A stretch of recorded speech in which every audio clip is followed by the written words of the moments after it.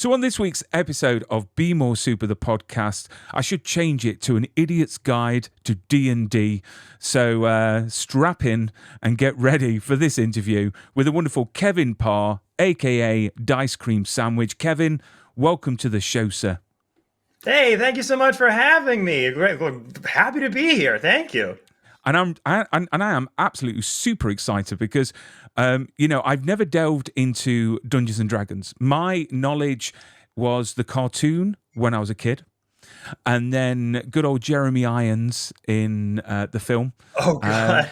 which I can Yeah. remember actually enjoying. And then obviously we've got a great movie that is coming out at the end of the month, literally in Yes, we days, which do. is Dungeons and Dragons Honor Among Thieves, which looks immense from the trailer. I had a chance to go and see it. I couldn't, but you did. So we're going to have a chat about that in a little while. But so before we go into your awesome work that you do online and content creating, what is D&D? Let's get back to the basics. I bet you've never been asked this before. Such a simple No, never, never, never. question. What is D&D? Well, I mean, there's a lot of ways to describe D&D, I guess, but I guess like the short answer is that it is a collaborative improv storytelling game. Some people will argue that it's a game. Some people argue that it isn't necessarily a game. It's more of an experience. But yeah, it is a collaborative and like improv storytelling game that you play with your friends. Think of it as, you pick up a novel, let's say Game of Thrones. You want to play inside the world of Game of Thrones. Your friends are players in this world, various characters that they create. You have someone known as the Dungeon Master, who is essentially the author, the writer, the producer, the director, all bunch of different hats that they sort of create this world or at least describe the world around you. Sometimes they're from pre-written source books. Sometimes they're from adventures that they've written themselves. And they guide the players through an amazing story. The DM plays all the NPCs, all the characters that they meet along the way. Like I said, describe the world around them. They will interact with the players. And there is a dice system that dictates whether the things sort of happen or not, successes, fails, players. The DM describes things that are happening around the players. Players tell the DM what they'd like to do. They'd like to hit something. They'd like to walk through something, like to interact with something. And based on your roles, that dictates where something's successful or not. And then many memorable moments happen and many spectacular fails happen. And just like any other narrative piece of entertainment, really, except you play it with your friends, not so much like a video game, which some people who have never heard of D&D get a little bit confused. I was on my way to a really great not private screening, but a special screening of the D&D movie that I got invited to in Los Angeles. And on my way to that screening, I was in an Uber, kind of explaining to the driver like where I was going and why I was there. And the literal question he asked was, so how do you win D&D? Like, how do you win? How do you, like, is there a boss to beat or anything? And it's not really something that you win. Like I said earlier, it's more something that you kind of experience. And like any other story, you're playing through it, you're experiencing it, and you're trying to get to a satisfying conclusion, which most of the time does entail a boss fight, maybe of some kind. But yeah, it's not really a thing that you win. It's more of a thing that you get to experience with your friends and hopefully have stories to tell from it for years to come. I mean, what makes it so popular? Because it's one of those things that I'm really surprised that I haven't attempted to have a go at it, because you hear about Dungeons and Dragons everywhere. So what makes it so liked by millions worldwide? Well, I think there's lots of aspects to enjoy about D&D from a lot of different levels. I mean, if we want to talk about the recent explosion of it, right? Because there is definite, if you were to look at the popularity of D&D on a chart, there's a definite spike of interest from about 2015 on, and a bit of a lull, decades before, 70s, hugely popular in the zeitgeist, in the pop culture world. Then around like 80s and 90s, it takes a bit of a dip. It's not definitely not like a mainstream thing, not much like, Marvel Comics before Mm. MCU movies kind of came to the forefront that kind of made it accessible for everybody. Then suddenly the whole world was enjoying these little nerd things that we all loved for so long. But yeah, I think there's aspects of collaboration, there's aspects of a social part to it that I think people enjoy it the most. It's something that you get to play in person with a group of friends. There's so much like when you get into acting or theater, there's an aspect of that community that really connects people and makes you have special relationships and experience special personal moments that you never otherwise had. And living in a world of video games, living in a, post-COVID world where a lot of us were living online, talking to people through cameras, through videos, it's one of these few rare experiences that you get to have those highs and lows, those emotional impacts that you can get from watching a movie or playing an amazing cinematic video game that you get to have in person and experience it with your friends as your friends are impacting the story, making decisions and challenges that have direct effect on if something goes well or wrong for the party at play. And I think there's an aspect of that makes D&D and tabletop role-playing games very, very special and separate from a lot of different forms of entertainment, because it's not only very inclusive for everybody around, but it's an experience that nobody else can have except you and those people around there. No two games are different. They're always affected by personalities and people at those tables. And I think definitely coming out of COVID times, like having experiences where people can really where a game can bring people together inside of someone's living room and have those face-to-face moments, I think is really special. And obviously there's been a lot of great pieces of media that have really put the game in people's minds and on center stage. When you talk about big companies and brands like Critical Role, Dimension 20, when you talk about big TV shows that have put it on people's radars like Stranger Things, and now with the D&D movie, it's become sort of like this experience that a lot of people have always wanted to dive into from the outside looking in, but have never really known how to go about doing that or not really sure what it is. But now as more exposure comes to these games and people are realizing, oh, this is what it is, this is such a fun time, more and more people are just getting more obsessed about it. And it makes my nerd heart just sing. Like, I love it. I mean, obviously, with Big Bang Theory and Stranger Things and many other like pop culture shows, it's really sort of catapulted D&D to the mass audience. It really has. I mean, and the other thing I wanted to say was about the social side of things, because as you was telling me that, I was just thinking, how nice is it? Because I think that especially, after COVID, people's mental health isn't the greatest. So the fact that you can be surrounded by your friends, have fun, my takeaway from all the research I've done to try and get my head around the game, the one thing I've taken away is the fact that it's fun and you're with friends and it's social.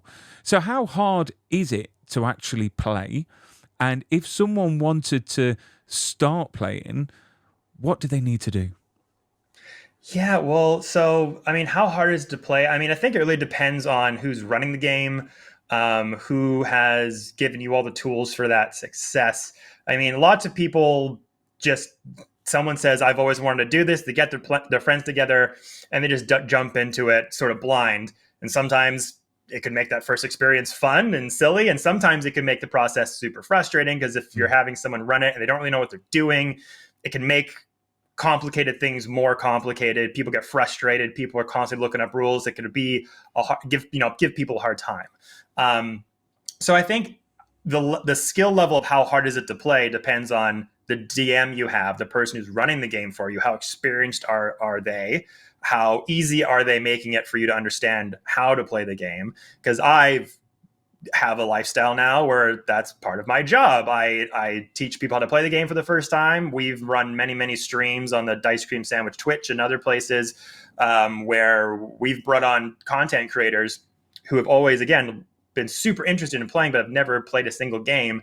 And it then becomes my job to try to make this game as accessible for them as possible. So I think that's how you kind of deal with that there. I think the level of learning how to play goes by who's teaching you. If you can find somebody super experienced and makes that process easy as possible, it's actually not that hard to learn. Because if you put it this way, you come to the table, you've given your player like a brief overview of like what the characters do, like how the role system works. At that point, you then just start getting to the story, and you give players options of what to do. You're like, you meet this person, they say this. What do you want to do? And you just wait for them to answer, and there's no wrong answer. You know, some people get super dramatic about it and make it as serious as a movie, as hilarious as a comedy. And there's some people that just you don't need to do a voice, you don't need to make it like super dramatic. You can just be yourself, just having fun like you would with anything with your friends. And then, you know, the DM's just going off of what you're telling them. Like, I want to punch him in the face. Like, okay, cool. So you see that giant dice there, that D20? Roll that. Okay, I rolled a 10. Yeah, didn't do very well. Or I rolled a 20. Oh my God, you punched him right in the face. And then you just start going from there. And then the second half of that question, sorry, I got too into my own answer. No, it's fine. So it's how hard and what can someone do if they wanted to start playing? You know, what right. avenues can they take? Yeah, so start playing as a player. Again, there's lots of different ways you can go about it now because resources are just amazing as the game has gotten more popular. People have made a lot more communities around learning those games. I mean, if you're in a small town, you know, you could go to your local game store. Sometimes they have games running there that they can teach you. There's amazing websites where players can join and find DMs doing games online, and they can join them there.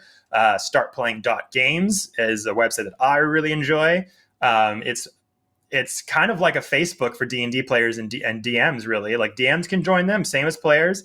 If you're an experienced DM, but you can't find games to run for players, you can set up a profile. You could even charge a little bit per player if you want, if you're looking to make some money on the side. And then players find your games that you posted and join those. Same if you're a player. You can join Startplaying.games, set up a profile as a player, and just look around for games. Some of them are like literally intro games for people that never played. And a lot of them are free. Not a lot of them are even charging anything.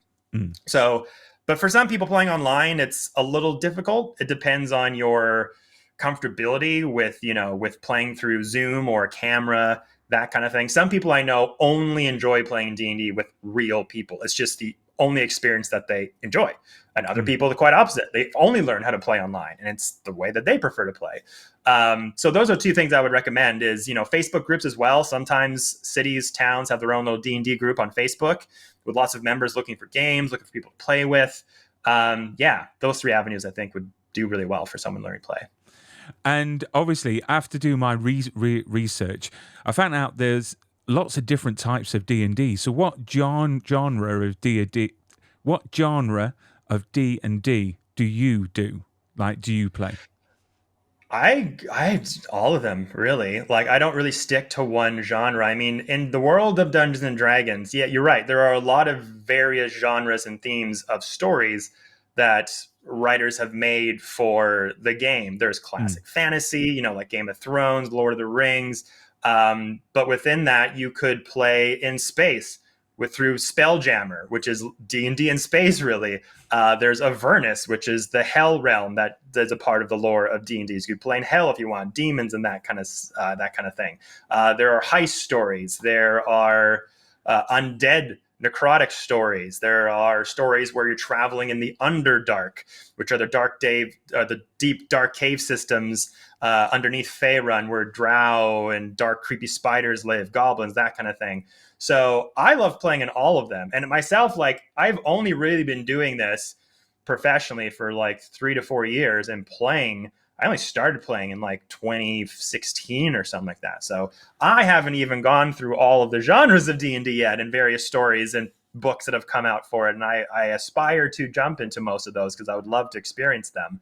But yeah, like recently I just completed my first studio produced mini campaign for a studio that I actually work with named Questline.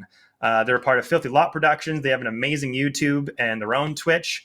And I've partnered up with them to help produce some amazing content with them. And yeah, I just did my first 4-part story. and it was all based in the world of Dragonlance, which is a campaign setting that they released. But also, Dragonlance is a very beloved fantasy series from the '80s, written by Margaret Weiss and Jonathan Hickman. And we just did a 4-part story in that world, and it was amazing. I had a fantastic time. Do you know that that Dragonlance? There was a trailer that came out to advertise it, and one of my previous guests, and she's coming back on the show, was the voice, Shorey Egdashlu. Okay. She does a lot of voices on Assassin's Creed and everything like that, and she did the voice for the trailer that they released. So I suppose I have got a connection to D&D some way or form. Oh, awesome. But yeah, I mean, talking about Questline, I actually watched a couple of the episodes, and even though I have got very limited knowledge, it's so entertaining to watch. And you as a dungeon master is awesome. And I think I'm sort of getting to the grips in the way that a dungeon master is like a conductor of an orchestra. They're there to keep all the musicians playing, going along that journey, and keeping everything in order. But also, I've got to mention the makeup that you had Yeah. on that. Is it okay to show a picture? Am I allowed? Oh, yeah. Please do. Please do. There we go. I mean, that is just absolutely awesome. So obviously, if anyone wants to check this out, it's on YouTube, and the budget behind this show is pretty cool. To be fair, I mean, it's a full blown sort of table game. It's so entertaining. You've got the people there dressed up as well, and it's just great to watch. It really is. Thank you so much. And it makes me feel more inclined to take part and get dressed up. And I'm never like that. I really am not. Even though I used to act and do performing arts at university and college and all that lot, but I'm older now. But it's made me want to get involved a bit more. So let's talk about Dicecream Sandwich. Because I will get a logo on. There you go. There's your awesome logo. Look at that. Let's talk about Dicecream Sandwich. What is it? What is it about? Tell the whole world. What is it about? Well, first off, I want to shout out the makeup team who came up with that look, who are the makeup department at Questline and Filthy Lot Production Studios. They do fantastic work. It's a group of people that they work on every production Questline does. And they have their own Instagram too that's related to the content. It's all just their makeup look. So you can look up a Filthy Makeup, I believe it's called. And if you want, you can go on the Questline Instagram. We have some collaboration posts, so you can check out all their work there. They are amazing. But Dicecream Sandwich. So yeah, what it's about? Well, hell, the whole Dicecream thing started just before the pandemic. It really was born out of me and my good friend Jordy Rose, who's been dubbed the co-creator of Dicecream Sandwich because he was my first DM.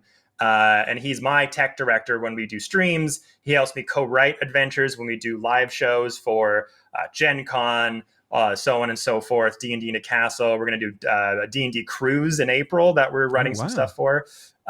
So without him, none of this would have happened, because if he didn't DM me in my first campaign, never would be doing this professionally. But yeah, around 2018, he started a campaign. And by this point, we've been obsessed with Critical Role for a while, which is our favorite actual play podcast, one of many, also on Twitch. And we were just curious to stream a game just to see how it worked. And at this point, I had been doing content for other businesses, getting into content marketing.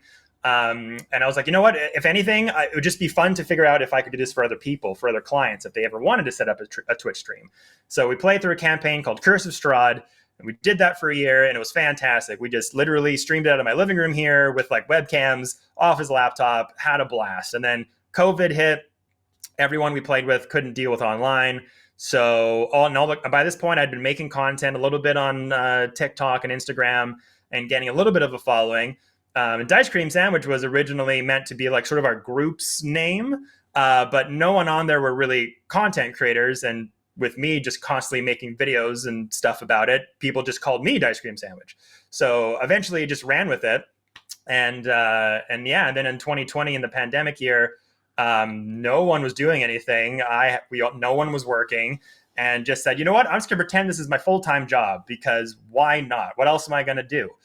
So at this point, I'd been meeting a lot of people in the D&D TikTok community, and decided to set up a series of one shots with all these players and all these creators we were all gaining various audiences, and no one had seen them play the game before. So I set up around 3 or 4 one shots with like various creators, which was a fantastic time, and it led to this big culmination showdown battle with the evil villain I'd created, and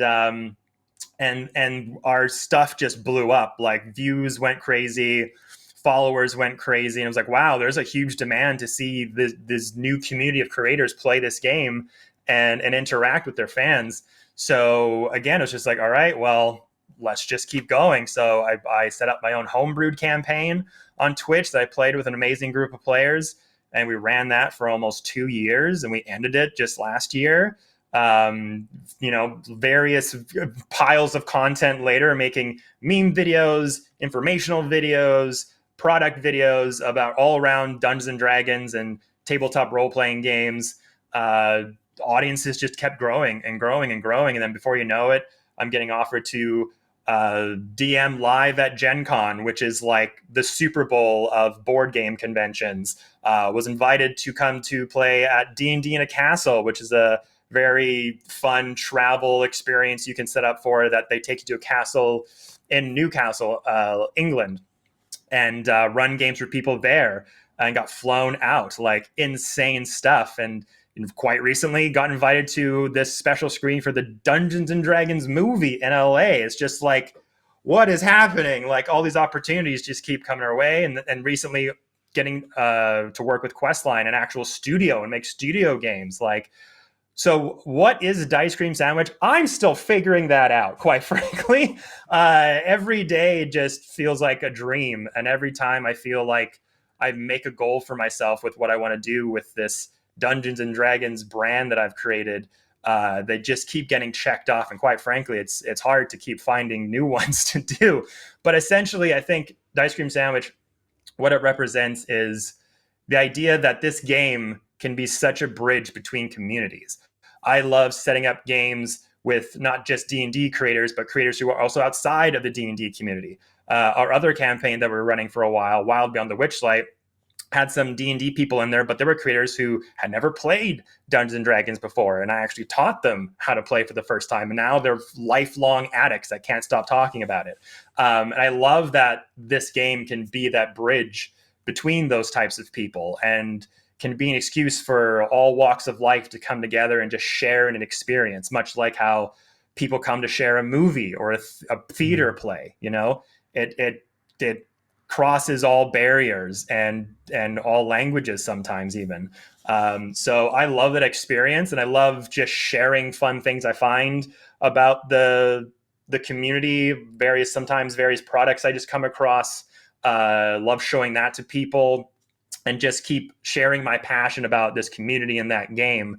And we're just going to keep on going until someone tells me not to, I guess. Like, getting to do this now full time has been a real big, like, unreal experience with joining with Questline and being able to make my own content, but also help them out with theirs. And it's just been one giant collaborative experience, getting to be a dungeon master at live events, being constantly being invited to come back, and just seeing where else this can go. But yeah, we have content going on TikTok and Instagram pretty much daily, or at least every other day, and just going to keep pushing that forward. And as the brand of Dungeons and Dragons keep growing, people now making movies, new opportunities keep coming about. Like, Critical Role got an amazing cartoon show made based off of their campaigns on Amazon, and that's hit such high critical success. Like, the world of D&D has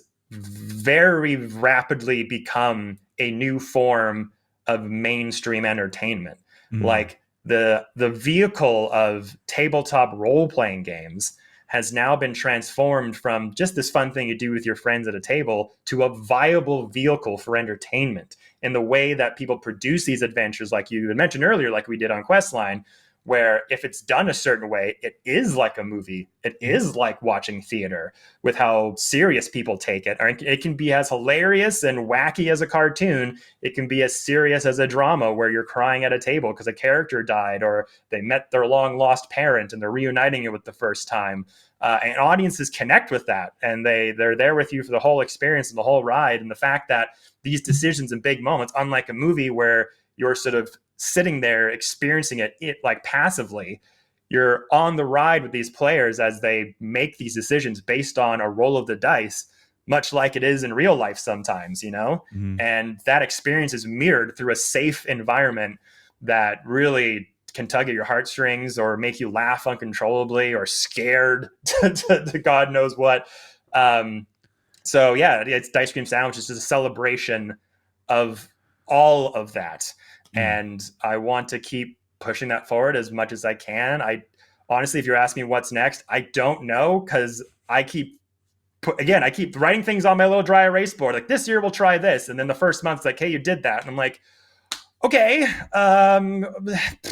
But it's on fire. Right. I mean, with over 200,000 followers and growing, do you feel a lot of pressure to create, content, all the time? Because that must be. I mean, do you get any like dry moments where you think, right, what shall I do now? Oh, all the time. And like the imposter syndrome is still very much there. Like the amount of opportunities and the things I've been able to experience have just been unreal. And, there are people who have much bigger followings than I do or have much higher views on things than I do that don't even get the same experiences that I do. So you wind up getting in this headspace of like, why me? I don't deserve it. Like, why are these things coming across my desk? And the content game as well, being a professional content creator, that's an ever-present, concept that you got to keep the hamster wheel going, because if it stops, what if all of this stops? And there are definite, dry periods where you're making a lot of videos and they're hitting. Then all of a sudden you create 5, you post them all, they go nowhere. And then you're like, oh no, this is it. Like, no one's interested in my stuff anymore. And then the next week you make 5 more and then they're back up again. So it is a very roller coaster sort of lifestyle sometimes. But you just got to take it as it comes. You learn to try to not over criticize why things are happening, what's going on. All you can focus on is just doing your own thing and just go along with the ride wherever it goes. And, whether maybe some people are better at creating original content and getting millions of views, and some are just better at networking and having a business sense and knowing what to say yes to and who to talk to at the right times. That kind of thing, just kind of like life. So yeah, it's not for everyone. I'll say that. Like, being a professional content creator, there are definitely people who have just quit entirely but I grew up being an actor when I was very young, like around 16 years old when I started performing. And so I've been inundated with this sort of lifestyle trying to be a professional artist for a long time. So, but yeah, it's just been an incredible ride, and I'm very eager to see what happens next. And it's probably one of the most difficult things. I mean, I had a girl that works for me show me how to do a reel the other day for the first time because I didn't know how to do a reel. So this is where, I can understand why companies and content creators have, people behind the scenes actually doing all that work for them. Because the amount of time it takes. But when you say about other companies or other influencers having more followers and more likes and views, obviously it's quality over quantity. And obviously you being invited to Gen Con, to D&D in a Castle, you've come over to Wales Comic Con as well. That was true, yeah. In Telford. And then obviously at the Lumley Castle in Newcastle.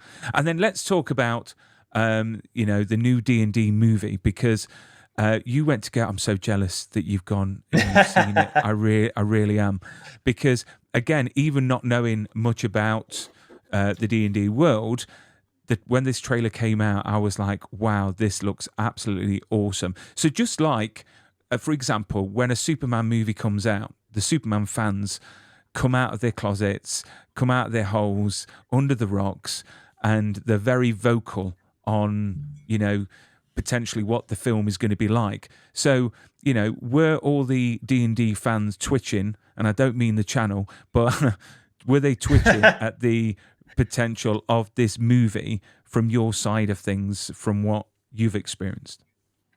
Oh yeah, like as soon because the world of D&D on a traditional film sense has not gone very well. Like there's been amazing actual plays, like I mentioned earlier, Dimension 20, Critical Role, Vampire by Night, on and on and on. There's been so many great actual plays that have made amazing productions on YouTube and Twitch about these various games and have done them amazing justice. But as far as like a piece of drama comedy on a Hollywood scale, there was only one movie ever made back in the early 2000s with Jeremy Irons, and it was a disaster, and it was horrible. It was just, it's panned as like one of the worst movies ever made, regardless of it being about D&D. So when this started to get traction and people were starting to see kind of what this was going to be like, and it had a very sort of Guardians of the Galaxy taste to it, a bunch of misfits, unlikely heroes coming together to take on something bigger than themselves. The D&D fans were losing it. They're like, oh my God, this looks like a legit like piece of content for us. Like, this isn't making fun of it. This isn't trying to make it like there's parts of it that are definitely silly, but it was taking a much more serious approach to it. And there were clearly there was a lot of love in making this. There were a lot of Easter eggs in the trailers, classic D&D monsters that we've fought tooth and nail with from time to time.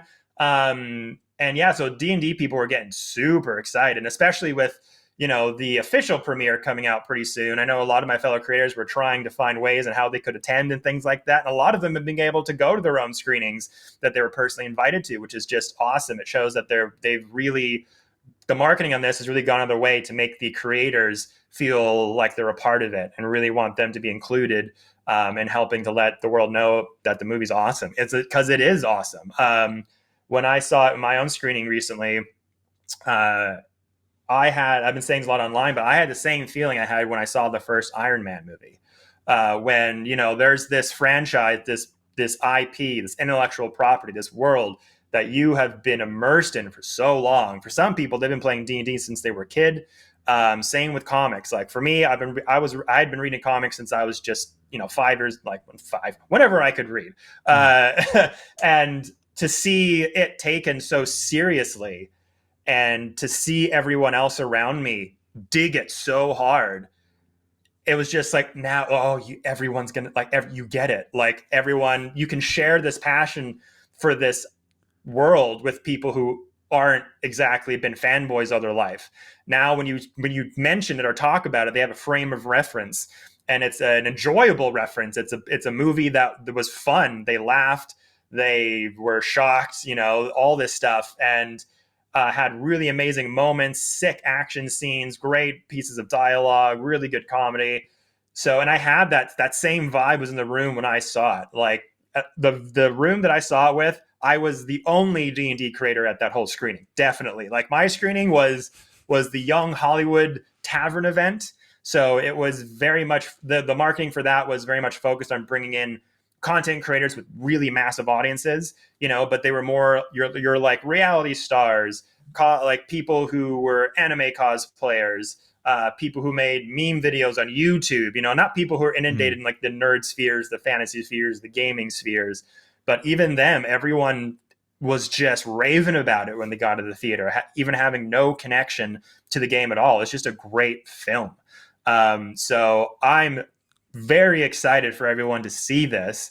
And I'm even more excited to see what impact it's going to have on not only the business of TTRPGs, not only on the world of D&D, but how it's going to possibly draw even more people to being interested in watching more productions about D&D, going out of their way to find, those amazing actual plays on Twitch and on YouTube, which just means for my world, the more people that are interested and want to be a part of this, the better, because it gives more opportunities to smaller creators like myself, and, can't wait to see what the future has in store for it all. And what's Hugh Grant like in it as the Dungeon Master? Just out of curiosity. So he's not a dungeon master. He plays sort of a roguish. I don't want to give too much away, but basically he is basically just Hugh Grant, more on the, you know, dickish side, I guess I should say, more on the naughtier side of the personality traits.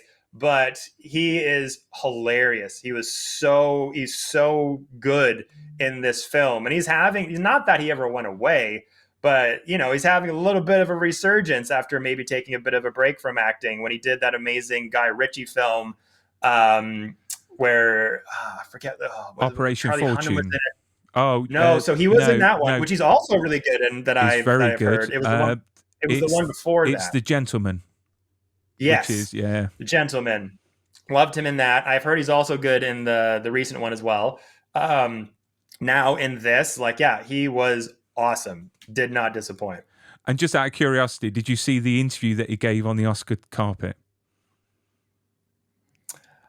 I've seen various snippets of sound bites from him from various Yeah, interviews, you but should. I don't know that one specifically. Yeah, you should watch it on YouTube. He gave an interview on the Oscars carpets, and it's just typical Hugh Grant. I think as Brits, we've got such a dry sense of humour at times, and obviously they've taken that completely the wrong way, and he's been slated in all the press, and he's getting a hard time at the moment. So hopefully at the premieres, because the premiere of this movie is actually today in London. So Yeah, hopefully, I've been seeing the pictures and other creators of Vine who are out there right now. yeah. So How dare they be there and we're not, eh? But also, I've seen on the news. I don't know what an OGL is. So if you could just quickly go over what an OGL is, oh, and apparently there is a call for boycotting the movie because of OGL conditions. yeah. So this, I mean, we're getting into deep nerd stuff now, but so this could be a long conversation. I'll try to keep it short. But basically, OGL, the acronym stands for Open Gaming License, and recently there was this, quite frankly, a very big scandal that involved Wizards of the Coast, who is the company that makes the products for Dungeons and Dragons, the official like company that makes Dungeons and Dragons products. They're the company that releases the campaign books that DMs use to tell the stories of the game. And the company that owns Wizards of the Coast, which is Hasbro, which is a very well-known toy company, board game company from the States. So there was this very, oh man, there was a huge schism between the fan base and creator base of Dungeons and Dragons content and the companies that own Dungeons and Dragons, because there was this weird moment in time where at the end of the day, I think nobody really got an affirmative yes or no on what was going on. But from the outside looking in, it looked like Wizards of the Coast, Hasbro, were trying to pivot themselves in a way that they could benefit from being the owners of D&D by taking content that creators would make, because the D&D creator side is very, very big. There's a lot of content that is made out there for Dungeons and Dragons. A lot of people make their own content about the game. They write their own stories. They make their own monsters. They make their own items, because the company itself, quite frankly, doesn't put out, people feel don't put out enough content. So there's always a constant need for more expansions, more monsters, more adventures, more items that people can get. So a lot of creators make their own stuff, and they have their own Kickstarters, and they have their own Patreons where people can purchase this from them. And a new edition of D&D is currently in development. There are editions of D&D that have been rolled out throughout the years where rules get changed or simplified. Sometimes entirely new systems are made for the game. And a new system's coming out called 1D&D, which is sort of a revision on the current rules.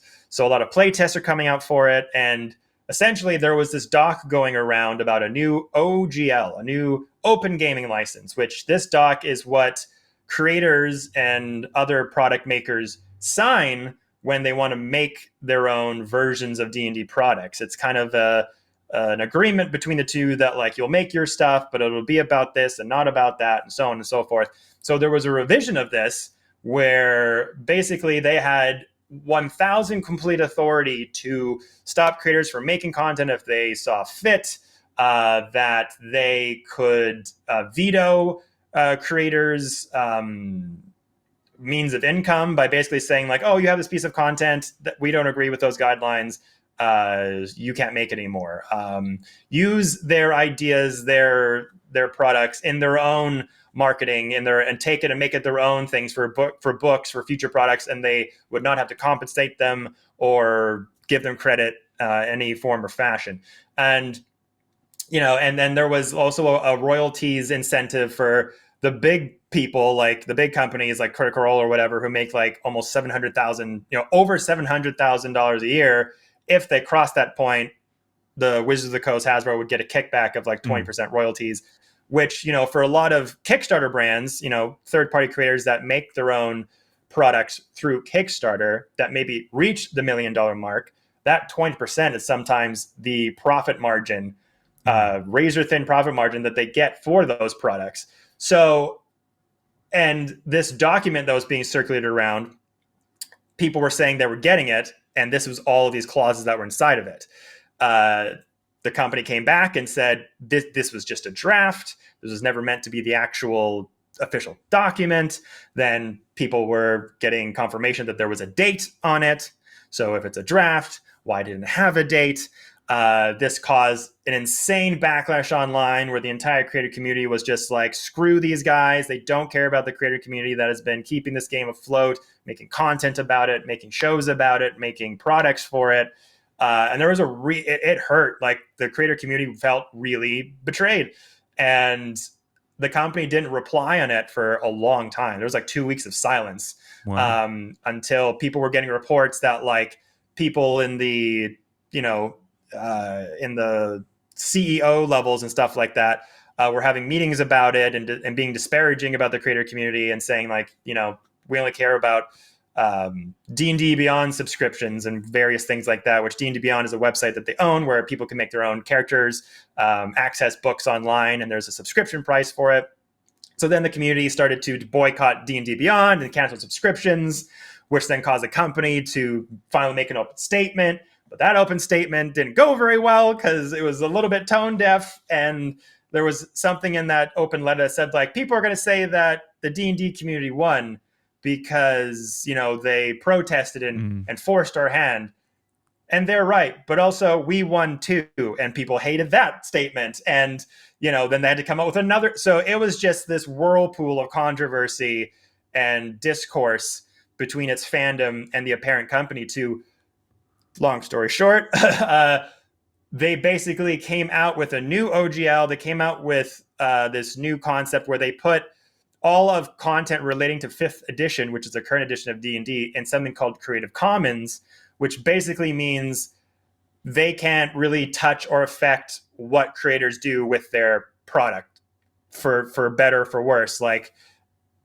basically the creators won. They were able to convince the company to not be too controlling over the product. People can continue to make what they want, how they want, and they don't have this overall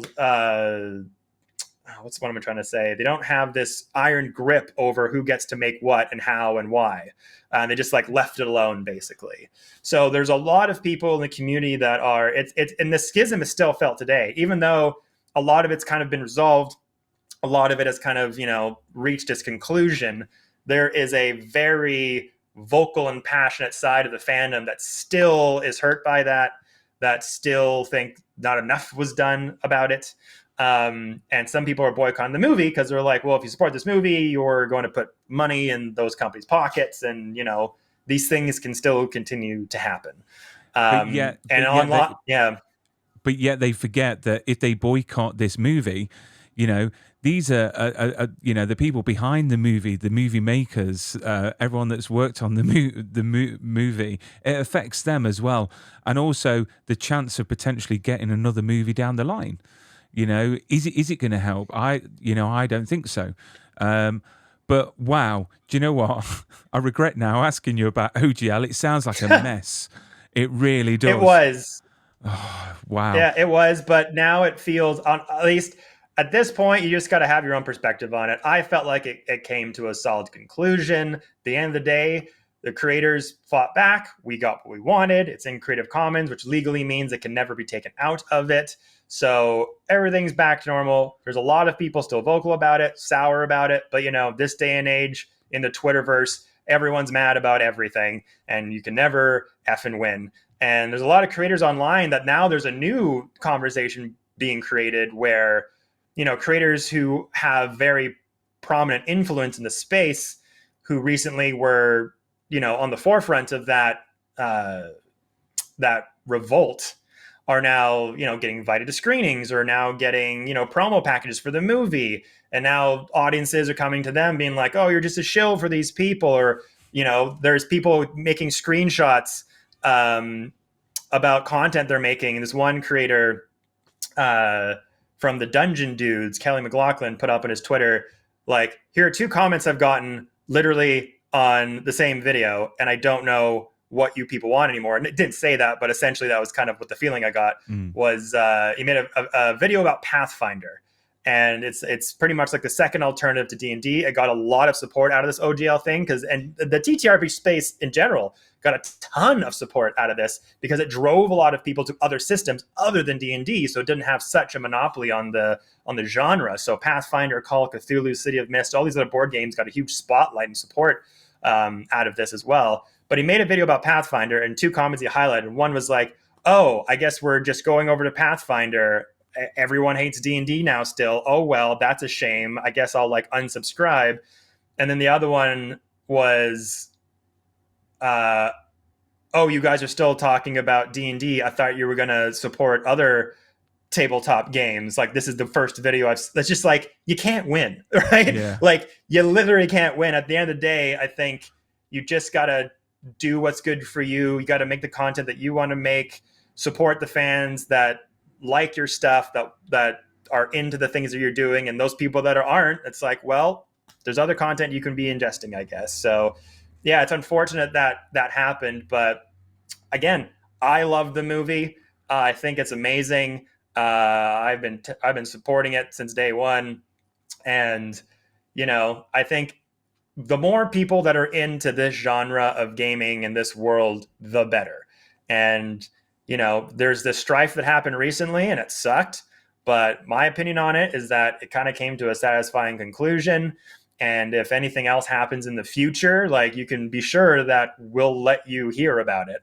But for now, let's just be happy, everyone. We got a D&D movie, for God's sakes. Let's just be happy. Exactly. A potential franchise that's going to carry on with the movies, which is exciting. So to end this wonderful interview, Kevin, how can fans follow you on social media? Yeah, so really, Dicecream Sandwich on all available socials. Mostly active on TikTok and Instagram. Also active on Twitter. I have my own Twitch and YouTube channels, which you can look at all of our actual plays that we've done since the beginning are all loaded on my YouTube channel, so you can check them out there. Twitch, we have games going on there currently. I have not been on there for a little bit because I've been busy with my Questline friends. But my lovely friend Game Raider Girl, who's an amazing DM, has been hosting her own games on my Twitch channel. So they have games running there weekly, so you can check that out. And you can also check me out on Questline social as well, where I'm making content over there. Also on TikTok, Instagram, Twitch, and YouTube. Well, who knows? Maybe the next time that we speak, I might be becoming an expert in D&D and have all my characters and their special powers and their levels, up to 10 and all that jazz. You know what? I'm really excited. I think I'm going to venture out and find somewhere that I can play my first game. I think you've converted me, Kevin, into a D&D player. But Kevin, look after yourself, keep safe, and stay super, my friend. And thank you for coming onto the show. Hey, thanks for having me, man. I really appreciate it. Have a good one.